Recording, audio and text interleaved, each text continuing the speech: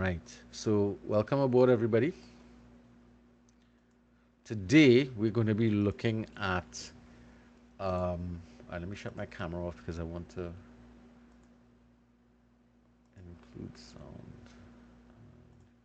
This. Right. So, as per usual, I want to bring up this thing here. We're looking at chapter 2 of the Exploring Leadership text. All right. Anybody had a chance to go through this at all? The presentation or the chapter itself from the text? I guess not. By your vast silence, I can say no. All right, well, not a problem. So we'll be going through it today. It's a long presentation, so unfortunately, it's going to be a bit um, involved because the content I'm dealing with here is fairly extensive and in a lot of detail. So in the first instance, what we're going to be looking at in the chapter is we're going to be looking at the evolution of leadership thought through um, through the lens of time, and we're going to be looking at the various theories of leadership that developed um, over the time frame coming up to now in terms of the more modern things. But we want to start by looking at what is leadership. And in our current environment, what a lot of people what tends to happen is when we hear about somebody arriving in a position of leadership, it's almost as if it's something that they wanted to get. So a lot of us maybe when we're working, we want to become the manager of this, or we want to become the owner of something. So leadership is often looked upon as being something that is a goal to be achieved or something that is coveted in society. Now, that might be true in terms of how people perceive leadership, but when people arrive in positions of leadership, they start to realize other things about the whole situation.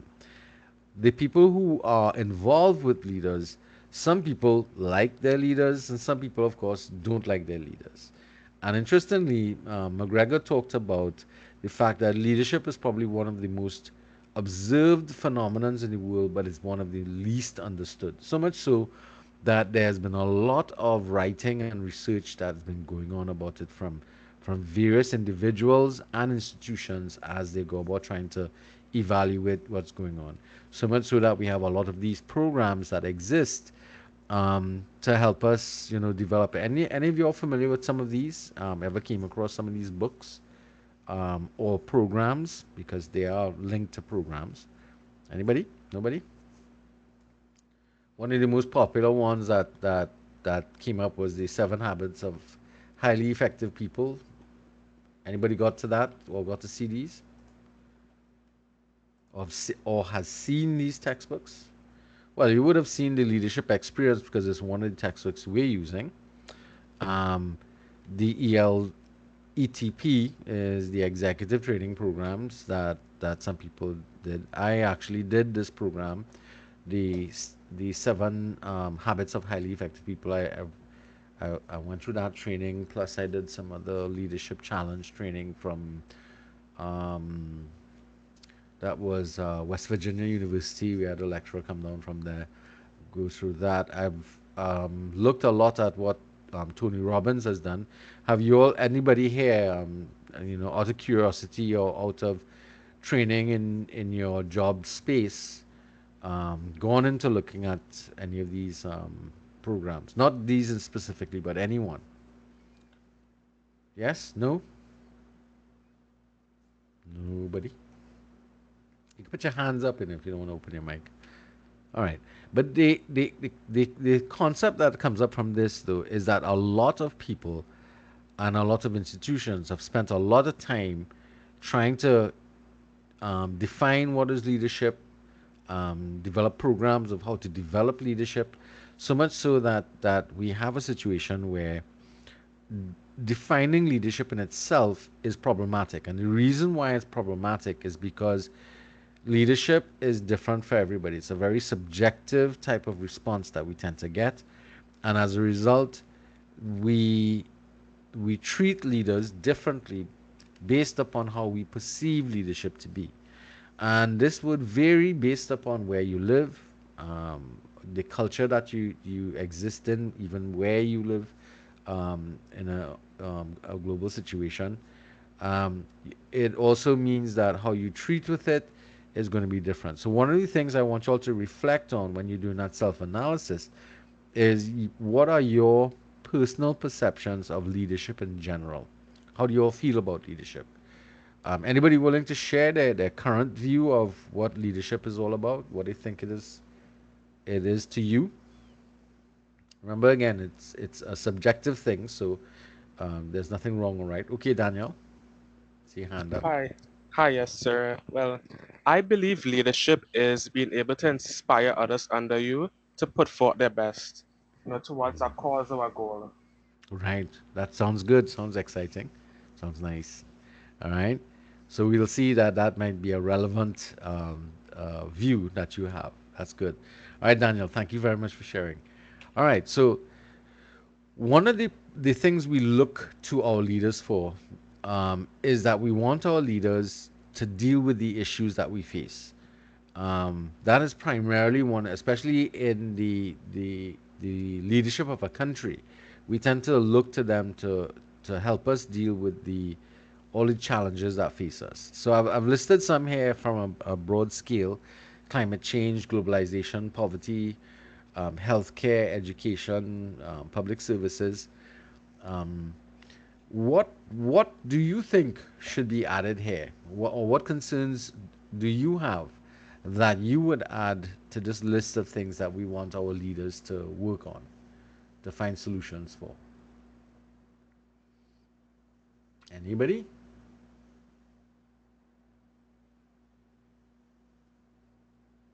Wow. All right. So, Ms. De Leon, what do you think could be added here for our personal situation in Trinidad?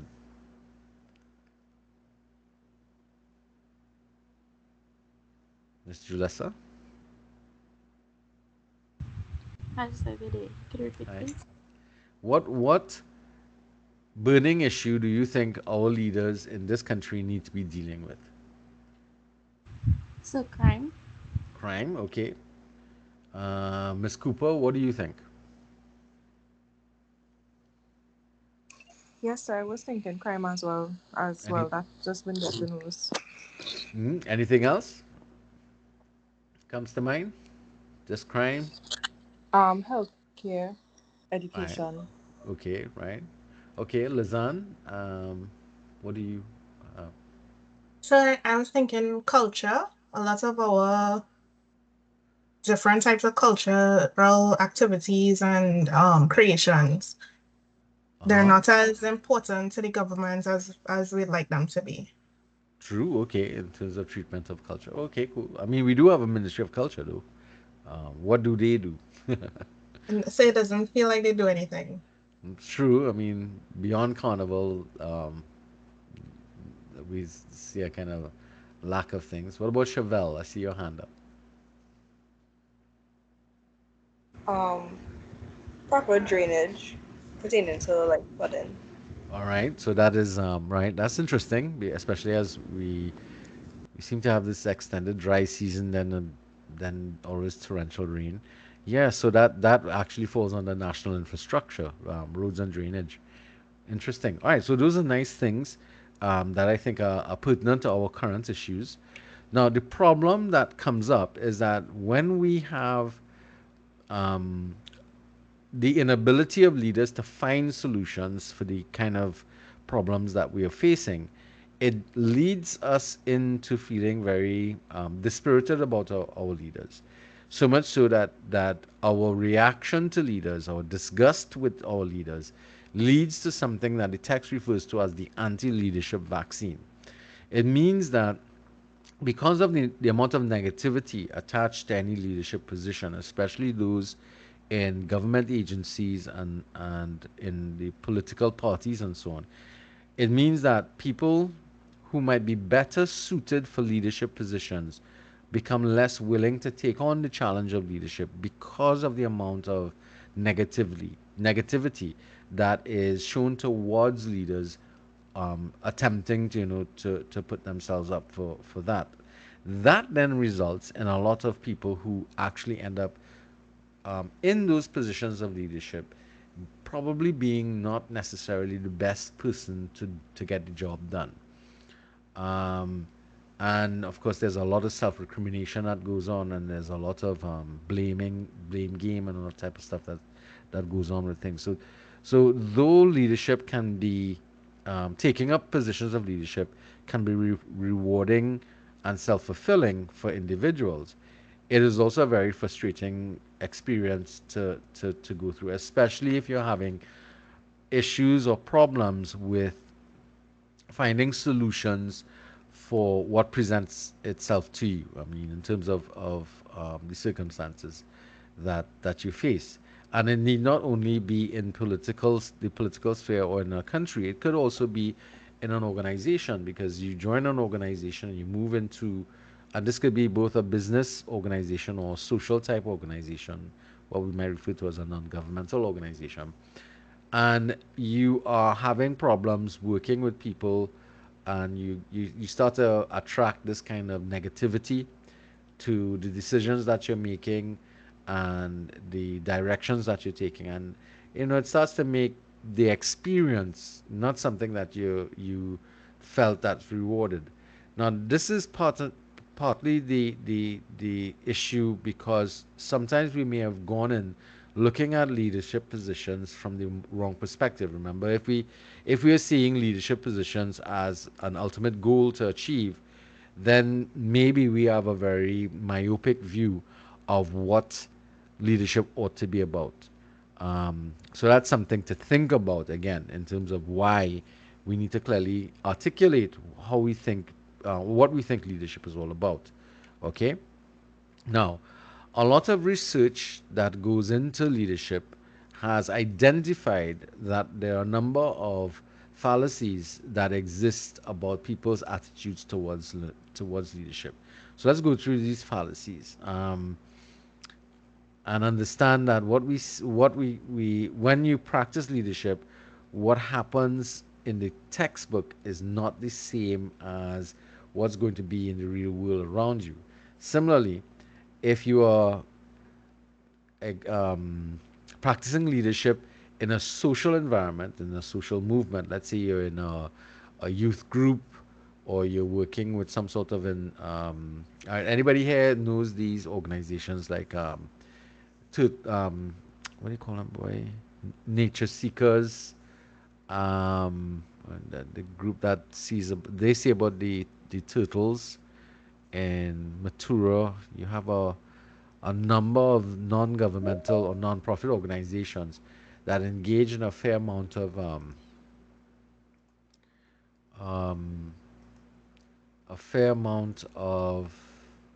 proper role models in community crime. All right, a number of environmental concerns. So you have all these organizations out there that you can participate in. Anybody here is active in a youth group or church groups or something like that? Anything along those lines? Member of the Rotary Club, members of the 4-H Club, the Scouts, the Girl Guides, the Brownies, anything at all? So I used to be in the Rotary Club for a short period, Uh but huh. not anymore Why? because it Uh, became a bit overwhelming. It was a great experience, but with managing that with work and school, mm, it was a bit too much at all that right. point. Well, I think it's something that you could revisit in the future when things get on a more even keel for you to go Yeah, back to, because definitely. the Rotary Club does a lot of positive work in environments that but Yeah, a lot w- of beach cleanups and all of yeah, those. we're getting a lot of different activities. You all have a youth arm in that club too, right? Yeah, Right. So anybody ever heard of the Lions Club? It's another altruistic organization designed for think anybody familiar with these things at all? Wow. Okay. So we'll leave it in that case. So let's look at the fallacies that exist about leadership. Leaders are born, not made. That's the first fallacy. Leadership is hierarchical, and you need to hold a formal position in an organization in order to have status and power to be considered a leader. You must have charisma to be an effective leader. There is one right way of leading. It's impossible to be a manager and a leader simultaneously, and you really only need to have common sense to be an effective leader. So let's deal with the truth about these myths. So if if we believe that leadership is something you're born with, then this course wouldn't exist. And start with that premise. Traditionally, however, we to this day we still say, people are born leaders. You might be born with some degree of advantage that provides you with the option of taking up leadership positions, or you might have some genetic things that some people indicate is critical in determining that.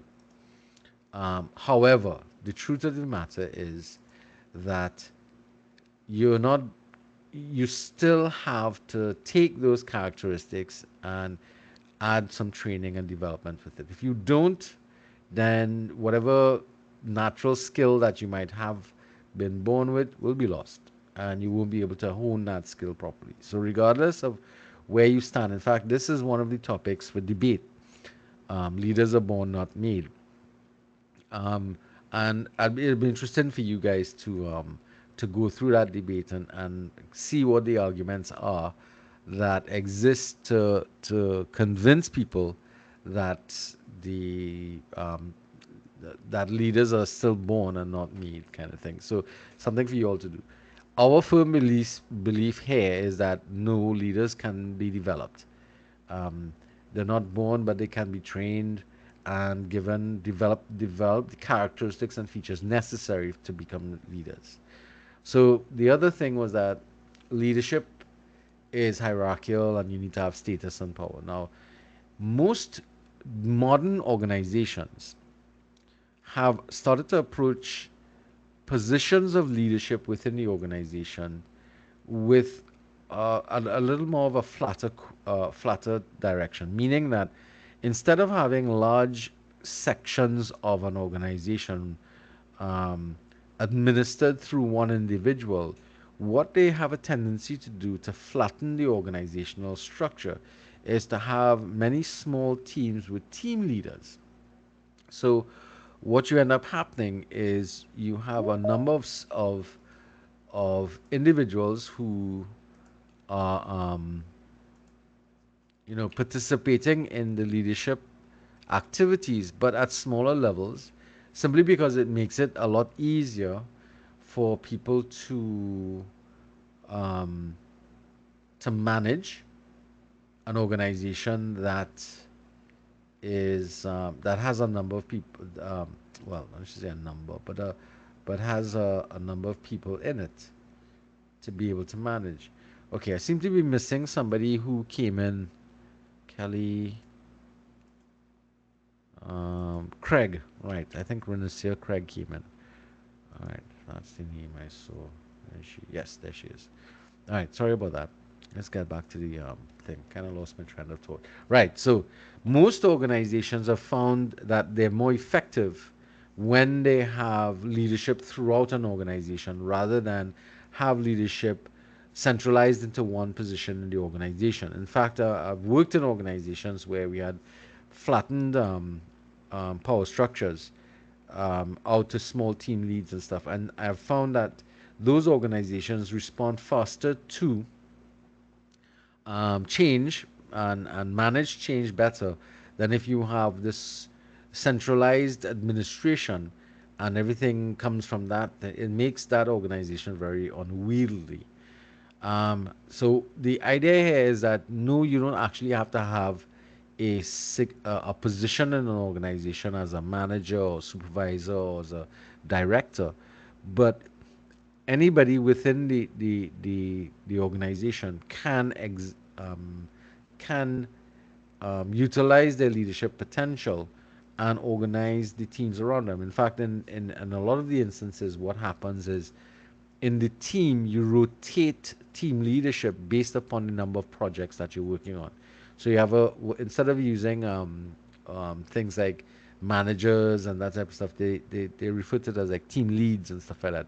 Has anybody ever encountered that type of structure where you work or where you've participated in any form of activities in a social organization? No? No? Anybody? No? All right. Well, may not have a lot of people here who have working experience. So another fallacy is about charisma, that you must have charisma to be a good leader. And the truth of the matter is that one, it's not true. But secondly, charisma is a very touch and go type of thing because throughout history, people with very charismatic, um, we've had a lot of charismatic people who have had very negative impacts on the society that they worked in or did their work in. And that is because charisma is not something that is a thing you can train somebody on because it's really more about how somebody else responds to you. So charismatic leaders have a emotional type of impact on their followers. And what ends up happening is that um, people ascribe to them power that they don't necessarily have themselves, and that can be a kind of elixir that they utilize that could kind of go to their head. Now, it would help if you're charismatic and that you know you're speaking to people and they're very they follow you and they like what you look like. They enjoy being in your presence and so on. The problem with that is sometimes too much of a good thing goes to the person's head, and there's a lack of control that occurs with it. Drucker observed that in the last century, in the 20th century, we've had the most amount of damage inflicted upon the world in the form of the annihilation of a lot of people of the human race by three of the most charismatic people those organizations. Now we've met Hitler and Stalin, and he referenced Mao. Anybody know who's Mao? By the way, just a question. Anybody? Anybody remembers Hitler and Stalin? We spoke about them in relation to World War One. So Mao is reference to Chairman Mao of China, who led the Chinese Revolution, um, and led to the development of the communist China away from what used to exist before under the British rule. All right, Stalin, of course, was with Russia, and Hitler was with Germany.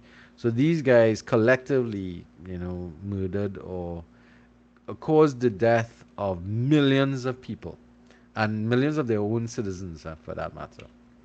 All right. So we spoke already about Hitler. We have a picture here.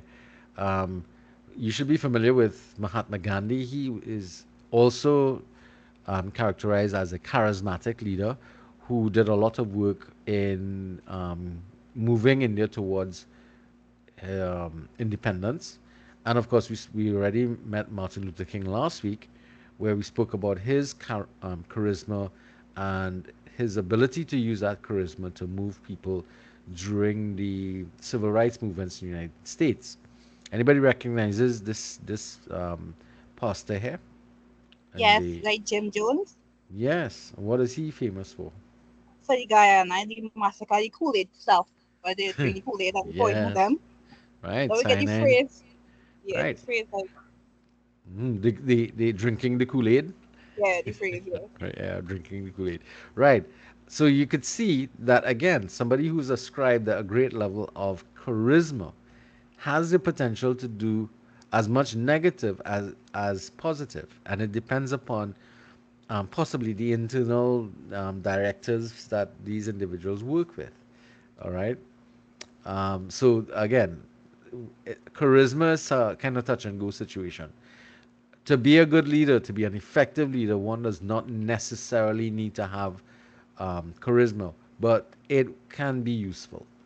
and charismatic leaders tend to, shine a lot further in our society than people who are not really necessarily charismatic. So when you think about our local situation, when we went from for those of you who might remember this, Dr. Eric Williams, when he died, the leader that took over the party was a gentleman called George Chambers, and he was not seen as somebody who was charismatic and dynamic like Dr. Eric Williams. And they actually, during his time, it led to the first time that the PNM was actually defeated in the elections, was under his control of the People's National Movement Party. Um, Interesting thing to talk about there. Again, and a lot of people ascribe that to the fact that he was not a very charismatic people. In fact, there was a calypso that was written about it, called Chambers Don't See. So, anybody heard that song before? Sounds familiar? You could research it. I remember that was really hilarious back in the day. All right. Okay, so the other thing was there's one way to lead. And the reality is that because leadership is taking place in different types of environments, and people's styles of leadership also is dependent upon who they are, their gender, their cultural identity, their own personal value structure, then all of those things impact upon the way in which people go about leading. And more importantly, the context in which they're operating. So you can't use um, the same style of leadership that you might utilize in a classroom as with, let's say, a youth group. Even though you might be dealing with people of the same age, but the context in which you're operating as a leader doesn't mean that you can use the same techniques. I remember one gentleman telling me he was afraid of one particular individual who was a principal of a school taking over the leadership of a particular organization, which was more social in orientation, because he felt as if the person would be unable to detach themselves from the techniques that they utilized in the school system, in a primary school system, in terms of that social grouping system. But that's not true, because a good person is able to utilize multiple styles of leadership given the circumstances under which they're operating. Okay, so that fallacy, okay, that fallacy is something that we want to also pay attention to as well. Okay, let me make sure that I have. I seem to be missing somebody. Is Ali in here? Christopher Bishop. Mm, Haynes made it.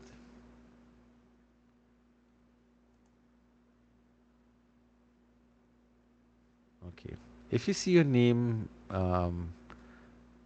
Natifa, Jabari, I have those persons as absent so far. Bishop and Aline. But I'm seeing. All right, we seem to have everybody here accounted for. All right, so at the end of the day, therefore, there's just not one particular way in which we could work our leadership through. Um, and as I said, if you become a leader and you operate in more than one type of organization in leadership positions, you ought to see changes or differences in the way in which you exercise that. Of course, there'll be great overlap because part of your leadership style is influenced by who you are as an individual. But um, one wants to pay attention to the context in which you're operating in that leadership position. So something to pay attention to there. All right. Okay. So let's move on to the next one. Any questions about this? Anybody has any concerns that they're seeing or any observations that you're making so far? Nobody? No, sir. All right. Okay. All right. So, um, the fallacy here now that we're dealing with is the you can't be a manager and a leader at the same time. So what we need to do is to understand what is the distinction between leadership and management. So managers are focused primarily on achieving organizational goals and directives. Um, Leaders don't necessarily have the same goals that management would have, but there is a massive overlap between the two of them because we utilize sometimes the same type of um, methods to be able to achieve those goals, especially where managers have to motivate individuals in an organization to do things that they may not necessarily want to do. This is especially when they're negotiating change in an organization. So a manager of a department has a lot of operational things to do, but they also have some roles in which their leadership comes into play. Um, and that has to do with motivating people, inspiring people to get things done, or to move in a particular direction. So that's one of the things that we have to pay attention to when we're looking at how managers behave and the way in which leaders ought to behave. So this quote here from Zelensnik. All right. Managers are preoccupied with doing things the right way, whereas leaders are focused on doing the right thing. And there's a difference because management and the organization has a way of getting things done. But is the way in which the organization doing this thing the right thing to do? Now, one would think there should be an overlap there, but there far too often we find firms are operating in situations or doing things in a manner in which it's absolutely dangerous for the society at large. So, for example, when oil companies are extracting oil from the ground and achieving their goals of X amount of barrels per day, that type of stuff. In the process of doing that, they engage in activities and promote activities that actually pollute the environment. So, is that the right thing to do? I mean, we still need oil and we still need carbon fuels because we are still heavily dependent on it. So, understand the difference here between a manager getting his output and a leader thinking about, well, how can we minimize the negative aspects of what we're doing on the environment that we're working with. That's the distinction um, between a leader and a manager. And yes, you can do both. All right. Again, the main difference being is that the manager is looking at achieving the organizational goals, where a leader is looking well beyond that. Not just the organization themselves, but the overall impact, the social responsibility of the organization. All those things come into play as a leader, as well as motivating the individuals working in the organization with you, trying to be an inspiration for people to want to do the right thing, as well as to do the things that are necessary for you. So that distinction, therefore, is not it's not real. There's a big overlap between management activities and leadership activities. So I think people get the point here. Hopefully, everybody's clear on what we talked about there. Um, the last thing that we're dealing with here is the myth that management is something that is common sense. Well, yes, some of it might be common sense, but no, the great majority of leadership requires training and it requires preparation. As we said before, this relates to people being born with leadership. If, as I said before, if somebody is born with whatever traits that exist that makes them predetermined for leadership, let's say they're born into a family and the expectation is that this individual, because of who they were born with, or whose family they belong to, there's great expectations from them to take up leadership positions. This is especially when we're dealing with leadership via um, the situation of blood rights and so on. You'd realize that a lot of those same individuals have to go to school and be specially schooled about how to go about, you know, exercising their talents and developing their skills. It's not common sense. It requires you learning and developing skills beyond what you're born with. All right. It also requires getting to know yourself very well. Thus, the whole exercise and self discovery and self analysis that we have, and not only in the context of who you are as an individual and how you've arrived at, but also in the context of as we deal with material from this class and different material from the various aspects of the chapter and the course that we're going to be doing, I'm going to be asking you to reflect upon your own behaviors and actions in some of the things that we're going to be teaching. All right, so that's going to be something that we have to pay attention. All right, so now we're going to move into looking at the definition of leadership, and we already said that there are serious issues with defining leadership because it means different things to different people. But in terms of the word itself, the word leader was first utilized probably about in the early 1300s. And the word leadership emerged in the English language in about the 1800s. And it was primarily utilized in the context of political leadership. This had to do with kings and queens and such, because remember, we're talking about the 1800s and the 1300s. Um, so the actual use of the words and phrases started is rarely associated or was held when it came to kings and queens and that type of stuff. Um, there were a few formal definitions that arose from um, between 1900s and 1929, and then after that, things just started to explode because by the 1980s we had 110 different definitions. Later on, we had 221 different, primarily because of the work done in academia, and there were about 366 different publications. So as we move through these the time frames, you'd start to see that more and more work is being done in terms of defining the concept of leadership as well as writing generally about it without actually having to define it. All right, so leadership is something that has been under scrutiny for a long time, but as we said, it has its problems. An early definition by Mumford is one that is quite interesting. It defined leadership as the preeminence of one or a few individuals in a group in the process of controlling societal phenomena. Now, this is sort of along the line of a puppet master.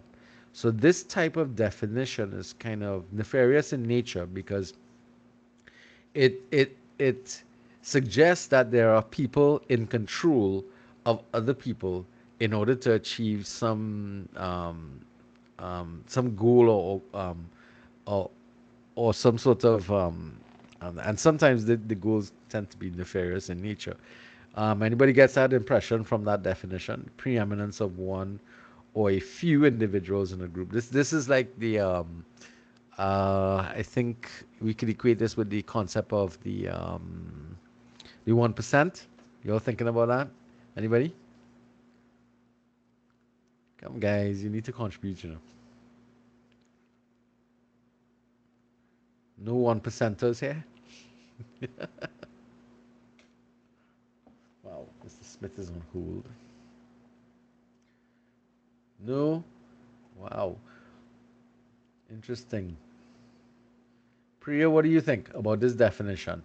About the master of puppets?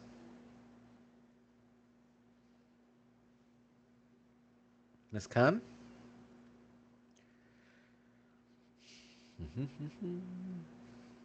How about Daniel? Hmm. Well, I would say this definition. Just well, I don't really. I would the 1%ers. I'm not really sure. Well, it could be, as Okay. money does control. And it's in the hands of a few.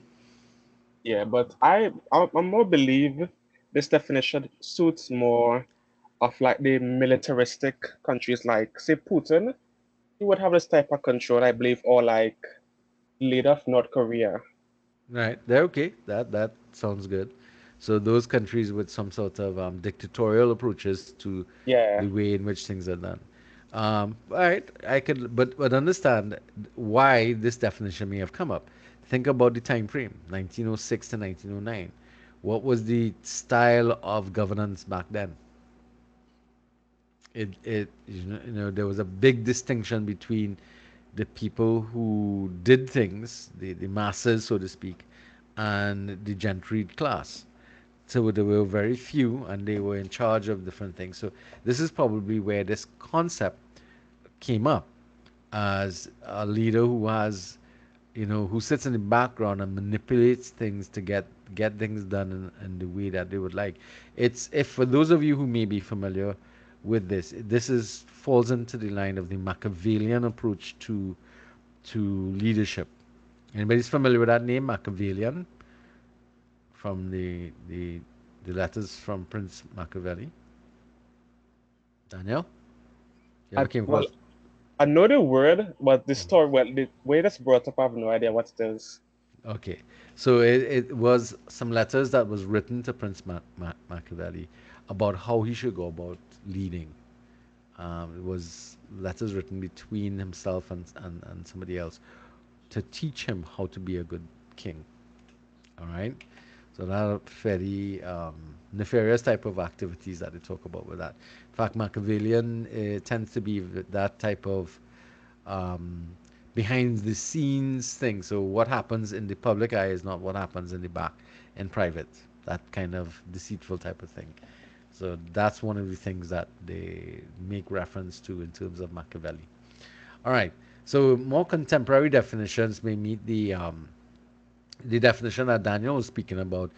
That looks upon defining leadership more as the relationship based upon the achievement of mutual goals, or some positive action or change. So this is more where we are looking at now, because we know the definition that comes from the relational leadership model. It's about the nature of the relationship that we have with people, and we are focused on making some sort of change that is positive in nature. All right. So those are some of the goals and stuff that came up. Now, another aspect of the definitions is also the emphasis, or I should say, the de-emphasis of the leader and the additional focus on followers. This has also been one of the transitions in terms of what contemporary leadership looks at today, rather than how it was looked at before, where the entire focus of the studies and the activities was focused only on what the leader did, and very little was paid attention to what the subordinates did. In the more modern approach to leadership, contemporary approaches to leadership, we focus evenly or equally upon what the leaders do and what followers do, because we've started to understand, or been a greater amount of appreciation that leaders can't do anything without followers, and therefore there is a symbiotic relationship that has to be evaluated to to make sure that your leadership gets done, that things get happening. um, all right, so we could, right. So one of the things that we're going to be looking at is how has anthropology, psychology, history, sociology, how the arts, how philosophy have added to this discourse about leadership and leadership studies. And one of the things that we're going to be paying attention to is the fact that a lot of leadership is of the theories of leadership evolved out of those particular activities of history and sociology and psychology and even psychiatry as well came up in some of these studies as well. All right, now, so some of the questions that we have to look at is, one of the things that we have to pay attention to as well in the definitions is the context of leadership. And I spoke about this a little bit before. You can't utilize similar or the same leadership philosophies or activities in the classroom space that you might utilize in a business space, or same thing in terms of leadership practices in a social organization.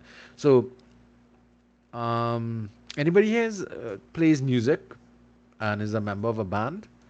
It could be a large band or a group of individuals who play music together, like in church or at home. Nobody? Anybody? Wow. It's like pulling teeth. All right. The idea is, can you use a school's approach, like a teacher's approach to running, um, like if you have a group of friends at Lyman, you don't. They always talk about a natural leader would arise in a group of friends, but group of friends don't have definitive leadership context for it. But that context does not allow for certain types of behavior that you may practice in your classroom space or in your workspace with your friends. So that kind of thing doesn't work. So context is also something that we have to pay attention to in terms of defining leadership. So the definition for leadership again is affected by where it takes place, and of course the individual that's perceiving it as well, based upon their perception. So, in order to kind of help us with defining leadership, there was the use of a metaphor. As we know from our English studies, what is a metaphor? Any communication individuals here, English people? Talk to me. Masscom, A comparison without the use of an. is it and or as or like? No, as or like, as or like. Okay, all right. So those comparisons using as or like is what we refer to that as.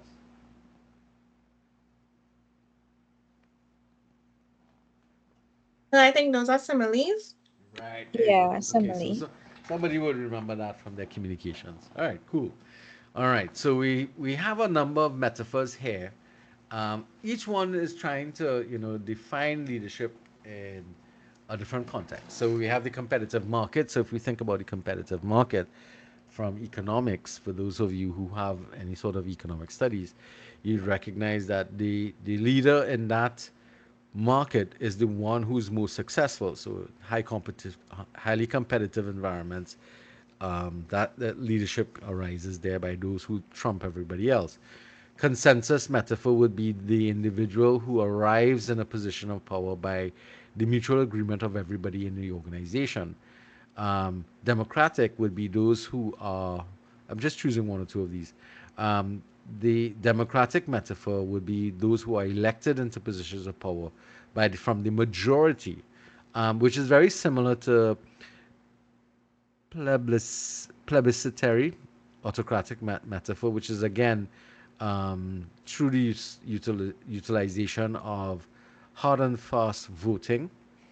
Um, and only the problem with voting and democratic thing is that you still have a segment of the group that doesn't agree with their choice of leadership. It's the minority, but they can feel ostracized and left off of the whole process. All right. So those were some of the different metaphors, basically to try and describe what leadership is.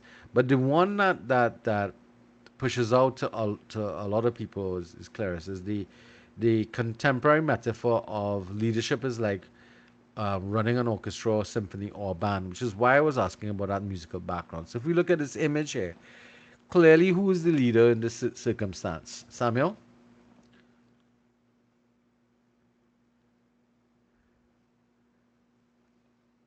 or Chevelle, Anne Marie? One of you all take a poke. Who's the leader here?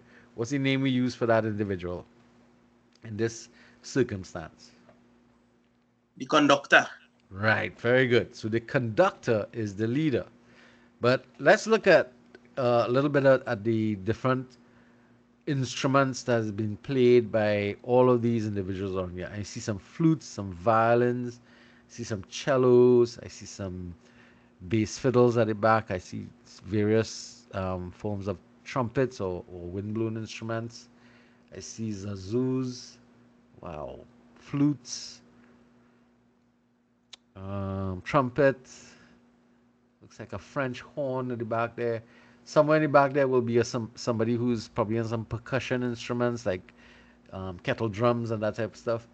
Tubas, saxophones, um, lots of different instruments. So everybody's coming with their own specialized skills and techniques, and we're utilizing it together as a team, as a group.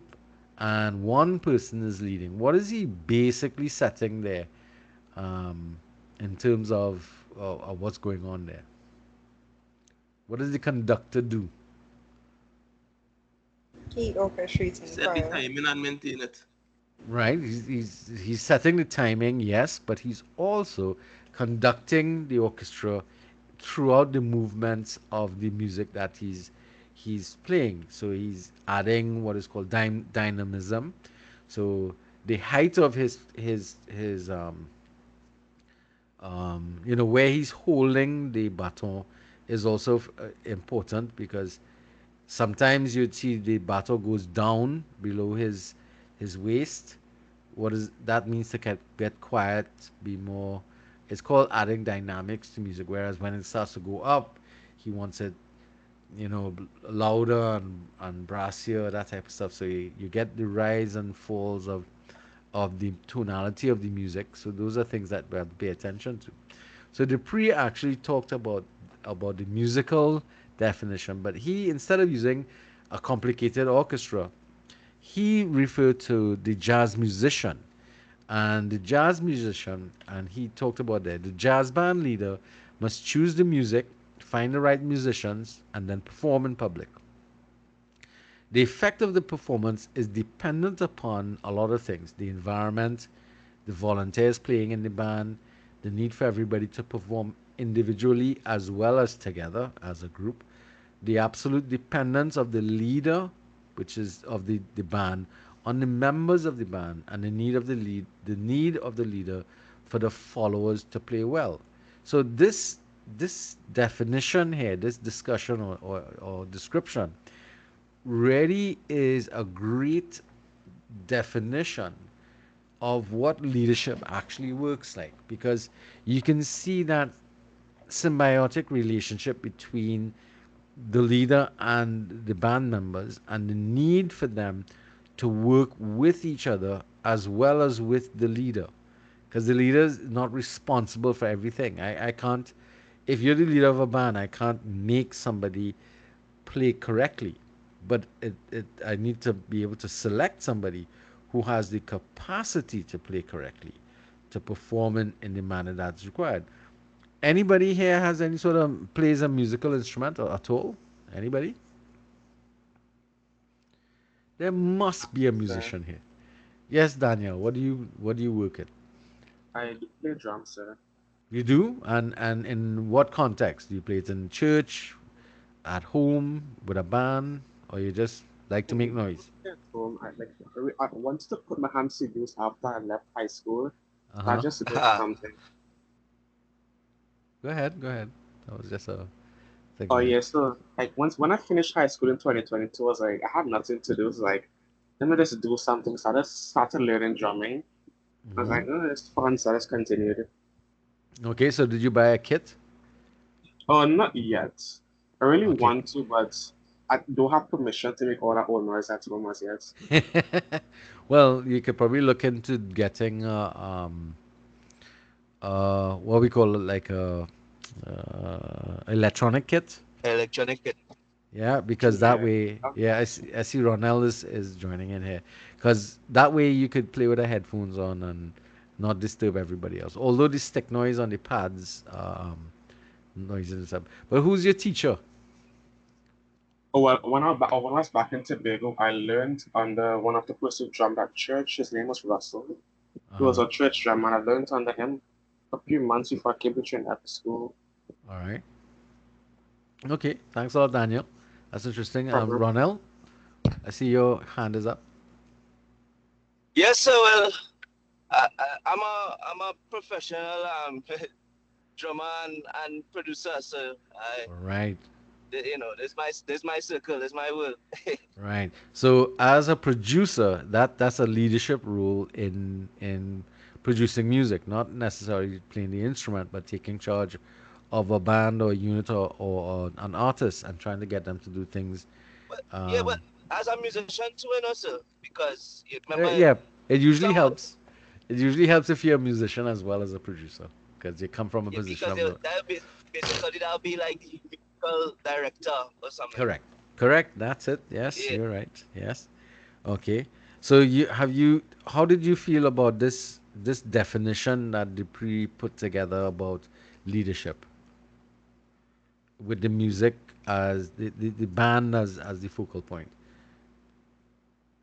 Does it resonate with you, seeing as you've worked with musicians as well?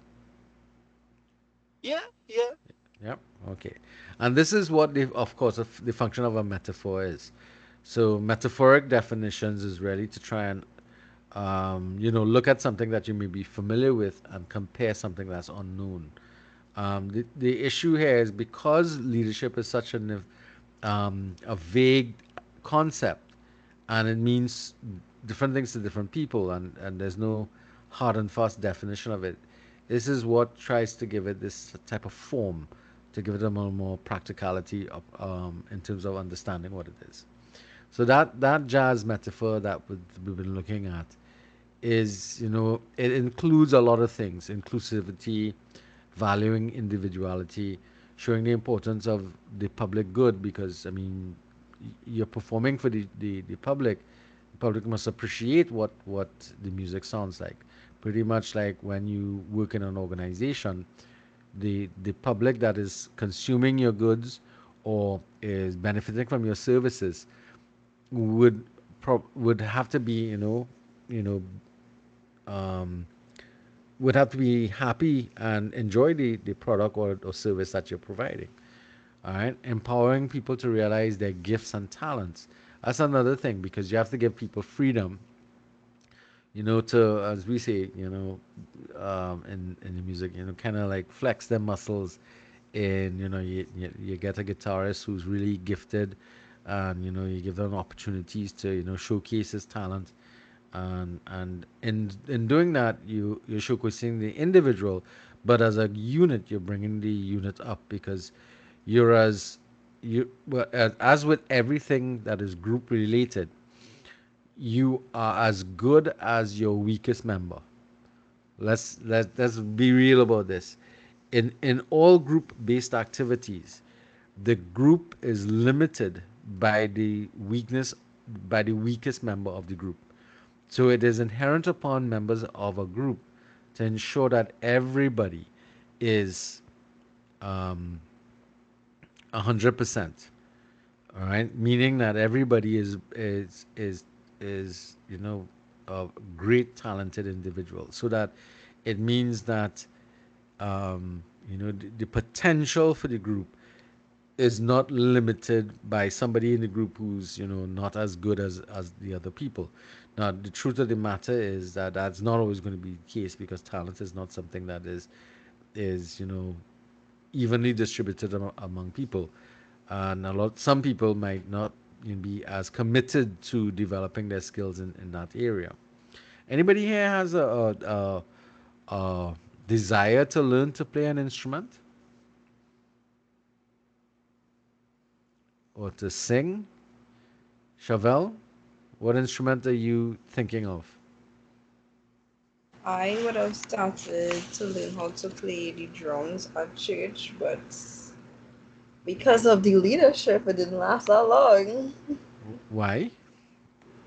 I don't know. It just ended up fizzing out. Okay, was the We started. pandemic was the pandemic No, responsible for that?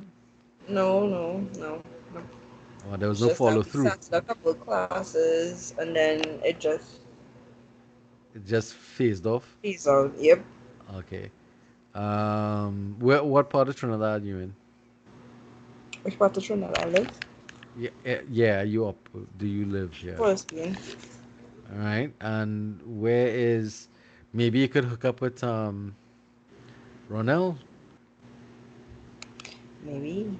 or for that matter. Yeah, yeah. So I just do my stuff online too.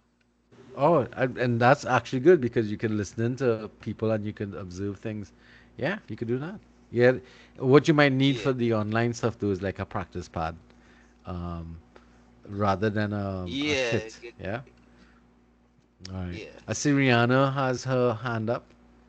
Peters, there's an option for you. Yeah, make a hookup. Rihanna.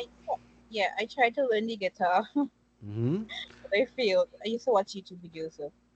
Yeah, but that's a start. But I mean, how about getting somebody to work with who has some skills who might be able to teach you? Have you ever Mm-hmm. thought about that? I mean, there's a lot you can learn on YouTube, but I usually find that YouTube is a lot better for people who have some training already and kind of want to Mm-hmm. add more value to what they're doing. Some things are good that way, but music is such a tactile thing that you need to have maybe somebody to demonstrate to you in a practical way how to do it, because seeing it on screen and then seeing somebody do it is two different things. Yeah. All right, all right. But again, yeah, I mean, I play guitar, so I mean, I could teach you. Depends upon, where are you? All In right. Oropuch. Or Pooch. That's in Santa Grande. No, in close to Faizabad, South Oropuch. Okay, that or Pooch. Okay. Wow, no, that's a bit far from me. Yeah, but I'm certain that there are people in your area who you can go to, because you may not need a lot of lessons. You might just need a kickstart, and then you can start picking up stuff from YouTube and whatnot, and you'd Yeah. start to get the thing. But the Did you string was buy? Did really you buy a hard on guitar? my. Yeah, I bought one. Uh-huh. What type of guitar? Acoustic. Right. Nylon string or steel string? Nylon. All right, good. That's a good place to Mhm. start. All right. So, what happened to the strings? But it just used to like really hurt my fingers too. Yeah, but that's the nature Yeah. of things, because um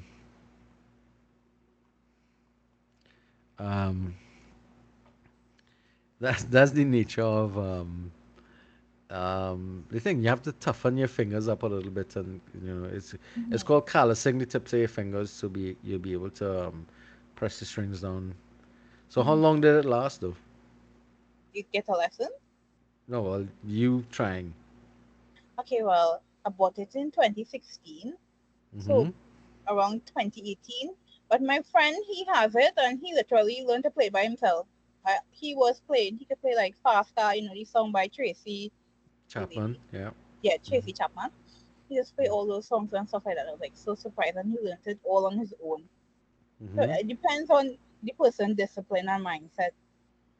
So what you're trying to say, you don't have the discipline and mindset? I could have the discipline for guitar, yes, I could have. Mm-hmm. But then don't limit yourself. Go and do it. All right. Hmm. Okay. I'll encourage you Hmm. to do it. All right. Okay. So this metaphor is pretty good. So another metaphor that they utilize for describing what leadership is that leadership is an episodic affair. Now, when I first saw this as episodic, what do they mean? So, episodic really refers to the fact that leadership is not something that happens all the time. Leadership takes place in specific times and in little spurts here and there. Not because you're a manager or a leader of an organization does it mean that you're exerting leadership or doing leadership things all the time. This is something that a lot of people kind of get a little tied up in. A lot of times, as a manager or as somebody in an organization, you spend a lot of times with the nuts and bolts of an organization or the nuts and bolts of a project that you're working in, not in leading people. Leading people requires specific things. In order to be acting in a leadership position, you have to be working with somebody else. Let's start with that. We don't lead by ourselves. Secondly, you have to be doing something that is either motivating individuals, training somebody else, listening to somebody and trying to assist them with whatever issue, problems, or critical decisions that have to be made. Those are the things that really are leadership activities, not the sitting down and writing up a memo and doing a list of chores, running a meeting and discussing issues with people in the group, and those are leadership specific activities. So the concept, therefore, that Ross is talking about here in terms of leadership is episodic is kind of straightforward. Leadership is not something that takes place every second of every day. It is something that takes place a few in little episodes here and there. 10 minutes here, half an hour there, 15 minutes now, 2 hours later. You understand? That's the nature of what we're talking about. So this is another perspective that was provided for us. So, so at the end of all the attempts at defining, we still come to the idea that leadership is a very complicated activity and it's elusive in the sense of nailing it down. Um, and therefore, what we found worked best in terms of trying to understand it is a number of different disciplines that are utilized to evaluate leadership and leadership activities. So we find that the theories that we're going to be looking at come from a varied background of different theoretical situations or theories. Okay, from a lot of different backgrounds, from anthropology, from psychology, sociology, even from mathematics and so on. But a lot of it is about social science and social and behavioral sciences in particular. So we're going to lean heavily on those things. So um, leadership is not simple, and what we're going to find with some of the models or the theories that were developed is that they tended to be a bit simplistic in their approach to trying to decipher something as complicated as leadership, right? But it did give us a chance to begin the process of trying to evaluate it and moving across. So we're going to be looking at the development of these basic theories: the great man theory, trait theory, behavioral approaches, influence theory, situational contingency approaches, reciprocal leadership, and chaos theory. Um, so those are some of the approaches that we're going to look at. And then one of the last theories we're going to look at is something called authentic leadership. All right. So here we're going to be begin an examination of the various theories and the context in which they were developed. All right. So I want to ask a question here. Would you all like to take a break at this point in time and come back, or just power through? Still have a good few slides to go through. Show of hands. Yes, no, maybe. Wow. Pulling teeth again. Right. Want to take a break? One, Yes, two. sir. All right. Okay. All right. So I'm going to pause the recording for now. And when we come back,